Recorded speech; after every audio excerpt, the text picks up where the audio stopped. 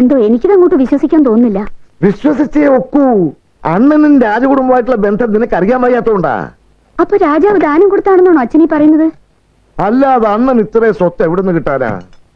ഇനി അത് കൈമറിഞ്ഞ് പോകാതിരുന്നാ മതി. ആ, അത്രയ്ക്ക് സ്വത്ത് കിട്ടിയിട്ടുണ്ടെങ്കിൽ അത് ആർക്കാ കൊടുക്കേണ്ടതെന്നും വല്യച്ഛൻ നിശ്ചയിച്ചിട്ടുണ്ടാവും.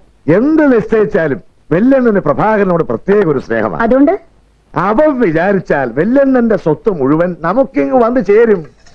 അതെങ്ങനാ? ആ, നിങ്ങൾക്കിപ്പോ കുറച്ച് കടബാധ്യതകളൊക്കെ ഇല്ലേ? വെല്ലെണ്ണനോട് ഇക്കാര്യം പ്രഭാകരനൊന്ന് ബോധിപ്പിച്ചാ മതി. ആ, അതെങ്ങനെ? വെല്ലെണ്ണൻ ഇതിനകത്ത് കയറുന്ന ഇപ്പോഴും അവൻ ഒരേ പിടിവാശിയല്ലേ? നീ എങ്കിലും അവനോട് കാര്യങ്ങളൊക്കെ ഒന്ന് പറഞ്ഞ് മനസ്സിലാക്കി കൊടുക്കേ. അയ്യോ, അതിപ്പോ ഞാനെങ്ങനെയാ? ഒന്നുമില്ലേലും അമ്മുക്കുട്ടിയുടെ ഭാവിയെങ്കിലും നമുക്ക് നോക്കണ്ടേ? നിന്നെപ്പോലെ തന്നെ അവളെ ഒരു മിടുക്കി ഡോക്ടറാക്കണമെന്ന എന്റെ ആഗ്രഹം. നിന്റെ ഈ ഒരുത്തിയുടെ വരുമാനം കൊണ്ട് ഇന്നത്തെ കാലത്ത് ഇത് വല്ലതും നടക്കുവോ? അവനാണെങ്കിൽ ഒരു ദിവസം കഷ്ടിച്ച് 2 രോഗികളെ പോലും കിട്ടിയേയില്ല. വെല്ലെണ്ണന്റെ സ്വത്ത് നമുക്ക് കിട്ടിയാൽ നമുക്കൊരു ആശുപത്രി പടുത്തുകൂടെ? ഇപ്പോ ഒക്കെ സ്വകാര്യ ആശുപത്രി എന്ന് പറഞ്ഞാൽ എന്താ വരുമാനം? ഈ നശിച്ച ആയുർവേദം കളതേച്ച് അവൻ അതിന്റെ കാര്യമൊക്കെ നോക്കിക്കൂടെ? എന്റെ മോനോ മിടുക്കില്ല. നീയും കൂടി ഇങ്ങനെ ആയാൽ എങ്ങനാ? അവനുമായിട്ട് ഒന്നും ഒറ്റയും പറഞ്ഞ് ഉടക്കി നിൽക്കാതെ നയത്തിലിടപെട്ട് അവന്റെ മനസ്സൊന്ന് മാറ്റിയെടുക്കാൻ നോക്ക്. പെണ്ണിന്റെ ബുദ്ധിയാ കുടുംബത്തിന്റെ ഉന്നതി. 54 ഏക്കർ 18 സെന്റ്. എന്നാലും എന്റെ ഗുരുവായൂരപ്പ, ഇത്രയും സ്ഥലം കൈവച്ചോണ്ടാണല്ലോ ആ കളവൻ ദരിദ്രവാസിയെ പോലെ നടന്നത്. ആ അറുമുഖൻ തമ്പി അപ്പൂപ്പന് പറ്റിയ കാര്യസ്ഥൻ തന്നെ. അയാൾ ഇപ്പോഴും ഒന്നും തുറന്ന് പ്രസ്താവിക്കുന്നില്ലല്ലോ. അയാളെ കൊണ്ട് സത്യം പറയിക്കാൻ ശ്രമിച്ചതിന്റെ വേദന ഇപ്പോഴും വിട്ടുമാറിയിട്ടില്ല. നാണമില്ലല്ലോ. വലിയ പോലീസുകാരനായിട്ടും അപ്പൂപ്പൻ എവിടെ ഉണ്ടെന്ന് കണ്ടുപിടിക്കാൻ ചേട്ടനെ കൊണ്ടായില്ലല്ലോ. ഒരു പോലീസുകാരന് നാണത്തിനേക്കാൾ വലുത് ആരോഗ്യമാണ്. അപ്പൂപ്പനെ അന്വേഷിച്ച് ഞാൻ ഇനി എങ്ങോട്ടുമില്ല. കിട്ടിയിടത്തോളം മതി. നകുല, നീ പുറത്തോട്ട് പോകുന്നെങ്കിൽ കുറച്ച് കുഴമ്പ് കൂടെ മേടിച്ചോ. ഇനി ആരും എങ്ങും അന്വേഷിച്ചു പോകണ്ട. നമുക്ക് അവകാശപ്പെട്ട സ്വത്തല്ലേ. അമ്മ എന്ത് വിട്ടിത്തേ പറയുന്നേ? ഓ പിന്നെ, നീ ആദ്യമായിട്ട് കേൾക്കല്ലേ? ഒന്നും മിണ്ടായിരിടാ. ആരും എങ്ങും അന്വേഷിച്ചു പോകാതെ ആരോഗ്യശ്രീമാനെ ഇവിടെ വരുത്തുന്നത് കാണണോ? അതെങ്ങനെയമ്മേ? എങ്ങനെയാണെന്നോ? നീ ഇവിടെ ഉള്ളയിലേക്ക് വെച്ച് നല്ലൊരു കോഴിയെ പിടിച്ചങ്ങ് അറുത്ത.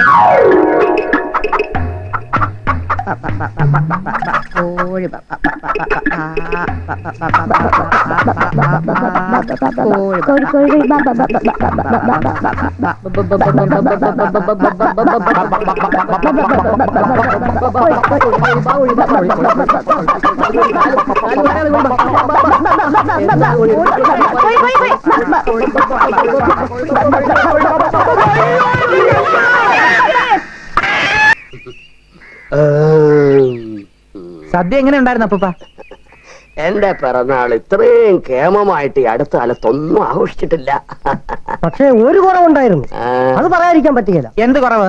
എന്റെ കഥാപ്രസംഗത്തിന്റെ അഭാവം. അത് വല്ലാതെ മുളച്ചു നിന്നു. അതുണ്ടായിരുന്നെ നിന്റെ പലയിടവും മുഴച്ചേനെ. അല്ല, സദ്യ കഴിഞ്ഞ സ്ഥിതിക്ക് അല്പം ഒന്ന് മയങ്ങണ്ടേ അപ്പൂപ്പ? മയക്കമൊക്കെ അവിടെ ചെന്നിട്ടും ആകാമല്ലോ. ടാക്സി വെയിറ്റ് ചെയ്യുന്നു. എനിക്കളിയാ, നമുക്ക് പോവാം. എങ്ങോട്ട്? വല്യമ്മാവനെ ഞങ്ങളുടെ വീട്ടിലോട്ട് കൊണ്ടുപോവാ. അത് കൊള്ളാം. അമ്മുക്കുട്ടിയും ഞാനും ഇതുവരെ ഇവിടെ കാത്തിരുന്നത് എന്തിനാന്നാ വിചാരം? മീശപ്പൂപ്പിനില്ലാതെ ഇവിടെ ഉറങ്ങത്തില്ല അല്ലേ മോളെ? വല്യമ്മാവനില്ലാതെ അമ്മ ഊണ് കഴിക്കില്ല. അത് കൊച്ചമ്മാവൻ അറിയോ? വല്യമ്മാവൻ ഞങ്ങൾക്ക് ആത്മീയ ഗുരുവാണ്. മരുഭൂമിയിലെ നീനുടവയാണ്. അമാവാസിയിലെ പൂർണ്ണചന്ദ്രനാണ്. തൊലിയാണ്. മംഗള, ഈ മുറ്റത്ത് വെച്ച് വേണ്ട നിന്റെ കഥാപ്രസംഗം. എന്നാ വല്യമ്മാനെ ഇറക്കി വിടെ. ടാക്സി കൂലി കൂടുന്നു. അപ്പൂപ്പന്റെ വീടാണിത്. അപ്പൂപ്പന്റെ സ്വന്തം മകൻ, അതായത് ഞങ്ങളുടെ അച്ഛൻ അന്ത്യശ്വാസം വലിച്ച വീട്. എന്താ നോക്കൂല? പിന്നെ ഇത് വിട്ടിട്ട് അപ്പൂപ്പന്റെ ഒരു ജീവിതമില്ല. ഇവരൊക്കെ പലതും പറയും. മോള് പോയി അപ്പൂപ്പനെ വിളിക്കും. അയ്യോ, അപ്പൂപ്പൻ എങ്ങനെ വരും മോളെ? അപ്പൂപ്പന്റെ പേർക്ക് ഇവിടുത്തെ അമ്പലത്തിൽ ഒരു മൃത്യുഞ്ജയ ഹോമവും 1001 നെയ്വിളക്ക് നേർന്നിരിക്കുക ഈ വല്യമ്മ. അപ്പൊ എന്റെ നേർച്ചയും വഴിപാടിന് ഒരു വിലയില്ല ദേവിയ? വിലയില്ലെന്ന് ഞാൻ പറഞ്ഞില്ലല്ലോ അപ്പച്ചി. ഞാൻ ഇവിടുത്തെ അമ്പലത്തിൽ നേർന്നു പോയതല്ലയോ? ഇത് ഞാൻ അവിടുത്തെ അമ്പലത്തിൽ നേർന്നു പോയതല്ലേ? അയ്യോ, അപ്പച്ചി അമ്മമ്മയ്ക്ക് അറിയാൻ വയ്യാഞ്ഞിട്ടാ. ഇവിടുത്തെ ശിവന് ശക്തി വളരെ എനിക്കറിയാ, നമുക്ക് പോവാം. നിങ്ങളൊക്കെ കാണിക്കുന്നത് വലിയ കഷ്ടമാ. അളിയനും ചെറുമക്കളും ഒക്കെ ഉണ്ടായത് പിന്നെയല്ലേ? ഈ ഇരിക്കുന്നത് ഒരമ്മയ്ക്ക് ഒരു അച്ഛനും ഉണ്ടായ എന്റെ സ്വന്തം അണ്ണനാ. അത് മറക്കരുത്. കൊച്ചളിയന അത് പറയണ്ട. വല്യണിയെന്ന് നിങ്ങളുടെ മരുമോള് വീട്ടിനകത്തിട്ട് വട്ട് കെട്ടിയത് നാട്ടിൽ മുഴുവനും പാട്ടാ. എന്റെ കുടുംബകാര്യത്തിൽ അളിയൻ ഇടപെടണ്ട. ഇടപെട്ടാ ഞാൻ എന്തോ ചെയ്യും? ഇതും ഞാൻ എന്തോ ചെയ്യാനാ? അതെ കൊച്ചമ്മാവാ, എന്റെ അച്ഛന്റെ ബോഡി വിമർശിച്ചാലുണ്ടല്ലോ ഞാൻ കൈയും കെട്ടി നോക്കി നിൽക്കത്തില്ല. അണ്ണന്റെ മുമ്പ് വെച്ചായി പോയി. ഇല്ലെങ്കിൽ ഇവിടെ വെച്ചുള്ള സംസാരം വേണ്ട. എവിടെ നിൽക്കണമെന്ന് അപ്പൂപ്പൻ തീരുമാനിക്കട്ടെ. അത് തന്നെ. അതിനെന്താ സംശയം? വലിയ എളിയനെ ഞങ്ങൾ കൊണ്ടുപോകും. അത് തീരുമാനിക്കേണ്ടത് നിങ്ങളല്ല. അച്ഛൻ എന്ത് തീരുമാനിച്ചു അത് പറ.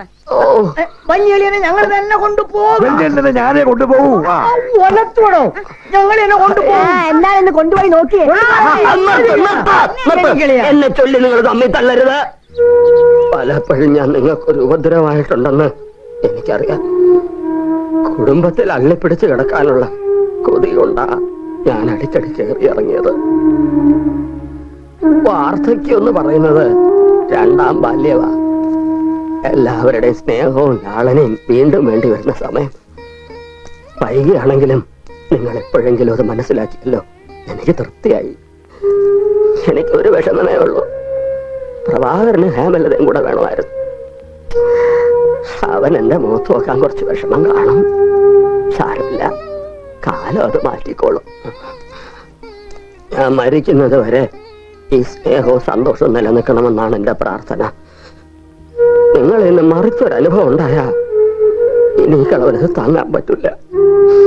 അതുകൊണ്ട് ഇനിയുള്ള കാലം കാശി പോയി ഭജനം ഇരിക്കണമെന്നാണ് എന്റെ തീരുമാനം.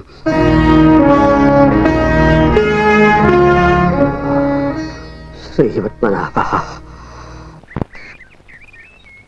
2 ദിവസത്തിനകം പടത്തലവൻ കാശിയിലേക്ക് പോകും. ഇനിയുള്ള ഓരോ നിമിഷവും നമുക്ക് നിർണായകമാണ്. എങ്ങനെയെങ്കിലും കക്ഷിയെ എന്റെ കയ്യിൽ കിട്ടിയേ തീരും. പ്രകൃതി രമണീയവും സമ്പൽ സമർത്ഥവുമായ ആ റബ്ബർ എസ്റ്റേറ്റിന് പുറത്ത് ഞാൻ കുറെ സ്വപ്നങ്ങൾ നെയ്തുപോയി. അത് സാക്ഷാത്കരിക്കാതെ വല്യമ്മാവൻ കാശിയിലേക്ക് പോയാൽ ഞാൻ പിന്നെ കാശ്മീരിലെ തീവ്രവാദികളുടെ ഇടയിലേക്ക് പോകുന്നതാവും നല്ലത്. ഞങ്ങൾ എന്താ ചെയ്യേണ്ടത്? എന്തും ചെയ്യാം. ഭവനഭേദനമോ കിഡ്നാപ്പിങ്ങോ ഹൈജാക്കിങ്ങോ ഒളിപ്പോരോ, ഇതിൽ എന്തായാലും എനിക്ക് വിരോധമില്ല. ആളെ കൈ കിട്ടണം. ഓക്കെ, ആളെ ഞങ്ങൾ എത്തിച്ചേരാം. പക്ഷെ ചെലവൽപ്പം കൂടും. കഴിഞ്ഞ പ്രാവശ്യം ഏൽപ്പിച്ച പണിക്ക് തന്ന പ്രതിഫലം ഇതിനും തരാം. 500 രൂപയോ? അത് കഥാപ്രസംഗത്തിന് കൈയടിച്ചതന്നല്ലേ. അതുപോലല്ലത്, ഇതൊരാളുടെ കാലൊടിക്കുന്ന ഏർപ്പാടാ. മനസ്സിലായോ? കൈയടിക്കുന്നതിനും കാലൊടിക്കുന്നതിനും ഞാൻ ഒരേ അധ്വാനമേ കാണുന്നുള്ളൂ. പോട്ടെ, എന്തേലും കൂട്ടിത്തരാം. ഇന്ന് എന്താ ആഴ്ച? ഇന്ന് വെള്ളിയാഴ്ച. എനിക്കറിയാം, അപ്പൂപ്പൻ ദീപാരാധന തൊഴാൻ പോകുന്ന ദിവസം. യക്ഷിയും ഗന്ധർവനും ആവാഹിക്കാനുള്ള സാധ്യത തള്ളിക്കളയാനാവില്ല. ഒറ്റയ്ക്ക് വിടുന്നത് റിസ്കാ. ഒരു പൗരന്റെ സ്വത്തിനും ജീവനും സംരക്ഷണം നൽകുക എന്നത് എന്നെ പോലെ മിടുക്കനായ ഒരു പോലീസുകാരന്റെ കടമയാണ്. വെറും പൗരനല്ല, 10-50 ഏക്കറിന്റെ ഉടമസ്ഥനായ പൗരൻ. വെറും 50 ഏക്കറല്ല, 54 ഏക്കർ 18 സെന്റ്. ആ, അതുകൊണ്ട് സെക്യൂരിറ്റി സുശക്തമാക്കണം. ഞാൻ റെഡി. ഞാൻ എവർ റെഡി. നിങ്ങൾ എന്തിനാണ് മക്കളെ ബുദ്ധിമുട്ടുന്നത്? ഈ അപ്പൂപ്പനെ ഒറ്റയ്ക്ക് അടക്കാൻ ഒരു പ്രയാസവും ഇല്ലെന്നേ. എന്നാലേ അപ്പൂപ്പനെ ഒറ്റയ്ക്ക് വിടാൻ ഞങ്ങൾക്ക് ഇത്തിരി പ്രയാസമുണ്ട്. ചേട്ടൻ ഉച്ചക്കത്തെ പ്രാദേശിക വാർത്ത കേട്ടോ? ഇല്ല. അതിൽ പ്രത്യേകിച്ച് എന്തെങ്കിലും വിശേഷമുണ്ടായിരുന്നോ നകുല? കാശിയിലിപ്പം ഭയങ്കര ചൂടാത്രേ. 52 ഡിഗ്രി. 25 പേര് ചൂട് കൊണ്ട് മരിഞ്ഞു. മരിച്ചു. ആ 25 പേർക്കും മോക്ഷം കിട്ടി കാണും. കാശിയിൽ വെച്ച് വിയർത്ത് മരിച്ചാലേ അത് ഒരു പുണ്യമാണ്.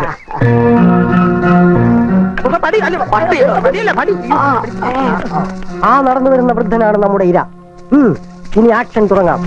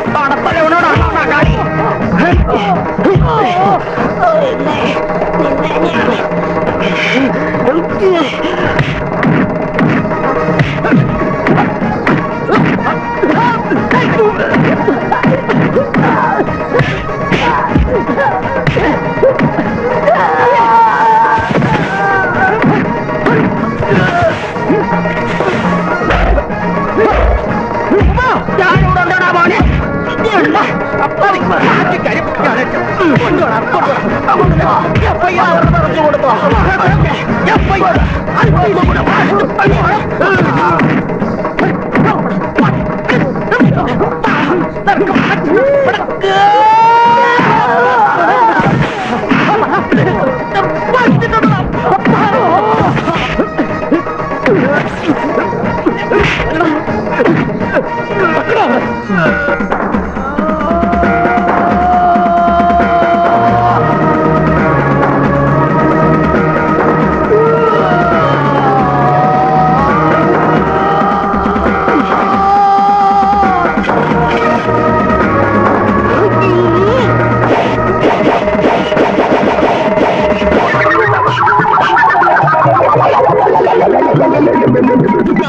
വാളുറയിലിട അപ്പൂപ്പ.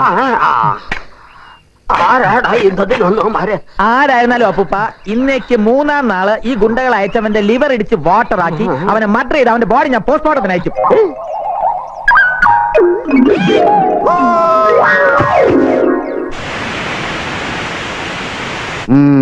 യവന്മാരുടെ ഒരു കളി എന്റെ അടുത്ത് നടക്കത്തില്ല.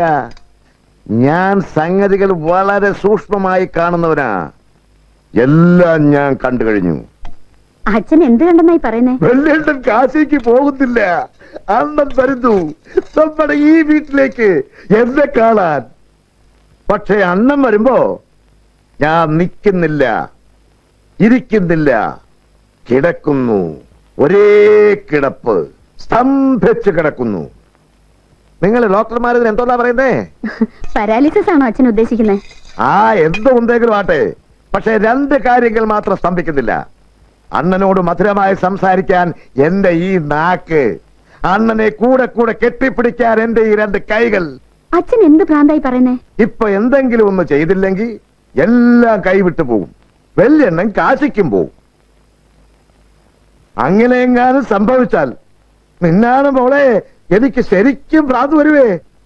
പ്രഭ ഇതൊക്കെ അറിഞ്ഞാൽ? അവൻ മദ്രാസിൽ നിന്ന് തിരിച്ചു വരുന്നതിന് മുമ്പ് എല്ലാ കാര്യങ്ങളും നടക്കണം. വെല്ലെണ്ണൻ ഇവിടെ എത്തണം. അച്ഛൻ എന്തായി പറയുന്നേ? ആയുർവേദമാണെങ്കിലും പ്രഭ ഒരു ഡോക്ടറാ. അതൊന്നും പ്രശ്നമല്ല.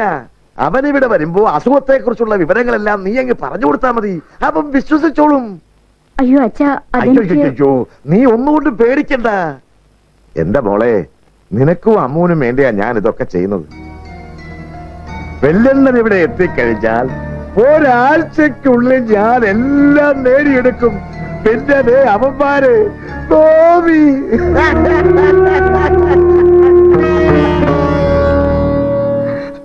എന്റെ ശ്രീപത്മനാഭ, 2 കാലം തളർന്നു. എനിക്ക് എന്റെ ഫൽഗുനെ ഇപ്പൊ കാണുന്നു. പാവം, ആർക്കെന്ത് ദ്രോഹമാവൻ ചെയ്ത്. എന്നാ ഞാനങ്ങോട്ട് താന്നേക്ക്, ഞാനും കൂടെ വരുന്നു. എന്റെ ബാഗ് എവിടെ? അപ്പൂപ്പന്റെ മുമ്പിൽ വെച്ചാണ് ഇത്തരം കാര്യങ്ങൾ പറയുന്നത്. ഒന്നാമത് ദുർബല ഹൃദയന. എന്തെങ്കിലും സംഭവിച്ചാൽ നിങ്ങൾ സമാധാനം പറയോ? ക്ഷമിക്കണം, ഞാനത് ഓർത്തില്ല. എന്നാ നിങ്ങൾ പൊക്കോ. ഞങ്ങൾ പുറകെ വന്നോളാം. ശരി. അപ്പൂപ്പനെ വിടാൻ പോവാണോ? മണ്ടത്തരം കാണിക്കരുത്. വിവരം അറിഞ്ഞ സ്ഥിതിക്ക് എങ്ങനെയാ വിടാതിരിക്കുന്നത്? പിന്നെ ഇവിടുത്തെ കാര്യങ്ങളൊക്കെ ഒന്ന് നോക്കിക്കൊള്ളണം. ഞാനില്ലെന്ന് കരുതി ചുരുണ്ടോടി കിടന്നുകളായിരുന്നു. ഈ കൗശല്യൊന്നും പെട്ടെന്നാവട്ടെ. അവളും വരുന്നു. അപ്പൊ പശുവിന്റെ ആ, അതിന്റെ അകടി ഞാൻ ലോക്ക് ചെയ്തു. അല്ലെങ്കിൽ തന്നെ ലക്ഷക്കണക്കിന് രൂപ വിലയുള്ള റബ്ബർ പാല് കിടക്കുമ്പോഴാ പശുവും പാൽ. ആ, പോവാൻ പറ. അയ്യോ, അമ്മ പെട്ടി എടുക്കില്ലേ? ആ, അസുഖം അന്വേഷിച്ച് പോകുന്നവർക്ക് എന്തിനാടി പെട്ടി കിടക്കൊക്കെ? അത് കൊള്ളാം. വല്യമാവനോടെ നിൽക്കുന്നിടത്തോളം കാലം നമുക്കും അവിടെ നിൽക്കേണ്ടതാ. സ്വത്തിന്റെ കാര്യത്തിൽ ഒരു തീരുമാനമായിട്ടേ ഇനി ഇങ്ങോട്ടുള്ളൂ.